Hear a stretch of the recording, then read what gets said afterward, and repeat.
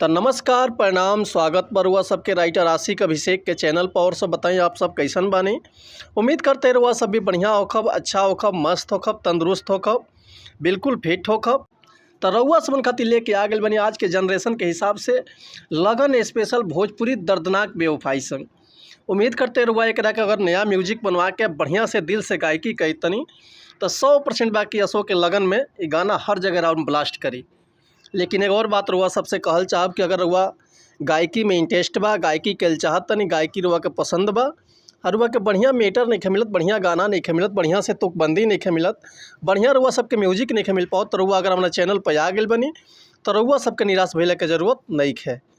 ऐसे कि अगर रुआ गायकी में दम बा तो रुआ के सपोर्ट करे खातिर हम तैयार बनी।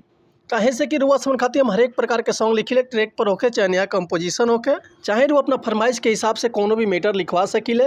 ऑर्केस्ट्रा संग, लव संग, बेवफाई संग, पूर्वी, निर्गुण, भजन, लोकगीत, लयदारी, रंगदारी, जातिवाद संग, जिला स्पेशल गाना, सैड संग, विवाह गीत, विदाई गीत, चाहे रुआ अपना मन पसंद के कोनो भी मैटर लिखवा सकिले, चाहे म्यूजिक बनवा सकिले, वो बिल्कुल उचित चार्ज पर।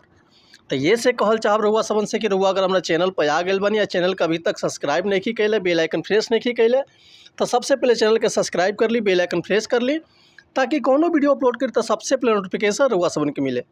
अगर गाना रहुआ के पसंद आवता, वीडियो अच्छा लागता तो एगो प्यारा सा कमेंट कर दी। चलिए देर न करते हुए आज के मैटर देखल कैसे बा, का ये कर लय बा, का ये कर धुन बा, ये रहुआ सबन के हम गा के बताओ। तो उम्मीद करते रहुआ सबके बेहद पसंद आई। तो चलिए देखिए आज के गाना कैसे बा। एगो लड़का एगो लड़की से बेपनाह मोहब्बत लड़ता, आ लड़किया के शादी तय होता, आ लड़कवा के पता चलता तो लड़किया से लड़कवा का कहता, कौना भाव में कैसे कहता कि तेरे के तो हर तिलक बावे, 14 के लागी हल्दी, ए जान 15 के मटकोरा तो हर बदल तू जैबू जल्दी।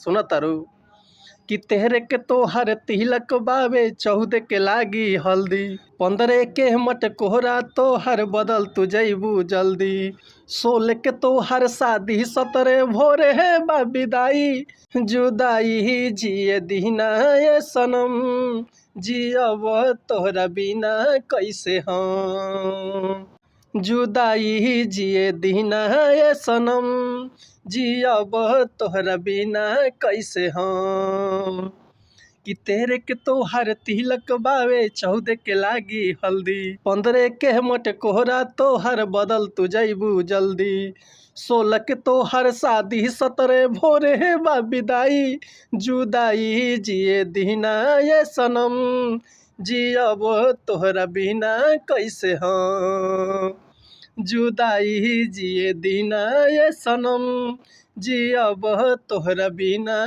कैसे हम। तो उम्मीद करतनी मैटर हुआ सबके बेहद पसंद आयल हुई। अगर ये गाना के रुआ फुल लिखवाल चाहतनी, चाहे एकर म्यूजिक बनवाल चाहतनी, चाहे रिकॉर्डिंग करवाल चाहतनी, तो रुआ बेहिचक कॉल या व्हाट्सअप कर सकिले। रुआ का बिल्कुल उचित चार्ज पर फुल गाना मिल जाई, बढ़िया से बढ़िया म्यूजिक मिल जाई, और बढ़िया से बढ़िया रिकॉर्डिंग हो जाए हमारा पास से। तब मिलत है नेक्स्ट वीडियो में। लेकिन एक और बात रुआ सबसे कहल चाहब कि अगर हमारे गाँव में कहीं मिस्टेक होता तो भैया क्षमा चाहतनी, ऐसे कि हम तो गायक ना ही, हम तो राइटर रुआ सबन के खाली बता सकिले, समझा सकिले। तो मिलत है नेक्स्ट वीडियो में, तब तक के लिए नमस्कार प्रणाम, जय हिंद, जय भारत, जय भोजपुरी समाज, हर हर महादेव, जय शिव शंभो, जय माता दी।